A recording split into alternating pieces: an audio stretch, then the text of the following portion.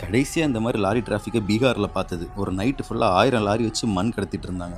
அதே மாரி இப்போ நம்ம கன்னியாகுமரி டிஸ்ட்ரிக்ட்ல பார்க்குறப்போ, நிஜமாவே மனசு ரொம்ப கஷ்டமா இருக்கு. மே 7, 2026 சென்னையிலேருந்து நாகர்கோயில் வந்துட்டுருந்தேன். நைட் ஒரு 1:30 இருக்கும். எப்படா வீட்டுக்கு போய் தூங்கலான்னு இருக்கிறப்போ, ரோடோட 2 சைடுமே பிளாக் பண்ணி வச்சுட்டு இருந்தாங்க ஃபுல்லா லாரியால. பப்ளிக் எல்லாருமே சண்ட போட்டு லாரிக்காரங்கள வழி விட்டு ஒரே லைன்ல நிக்க சொல்லிட்டு தான் கிராஸ் பண்ணி வர முடிஞ்சுது. அன்னைக்கு ஒரு நாள் மட்டும் தான் அப்படி இருக்கும்னு நெனச்சேன். மறுபடியும் மே 9ஆம் தேதி அதுக்கு மேல டிராஃபிக் கிட்டத்தட்ட ஒரு 5 நிமிஷத்துல 100 லாரிக்கு மேல கிராஸ் பண்ணியிருப்பேன்.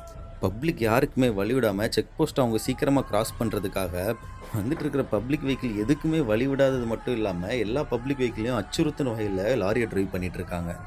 என்னோட வெஹிக்கிளே இடிக்கிற மாரி ஒரு லாரி வந்து எப்படி நின்னுட்டு இருக்குன்னு பாருங்களேன். இதெல்லாம் தட்டி கேட்கறதுக்கு யாரும் இல்லையா? இல்ல தட்டி கேட்டும் இப்படிதான் நடந்துட்டு இருக்கா? கன்னியாகுமரிய யாரு தாங்க காப்பாத்த போறா? நம்ம ஊரோட வளத்தெல்லாம் இன்னொரு ஊருக்கு வித்துட்டு ஏங்க நம்ம ஊர நரகமாக்குறீங்க? சொர்க்கம் மாரி இருக்கிற பூமிய தயவு செஞ்சு யாராச்சும் காப்பாத்துங்க.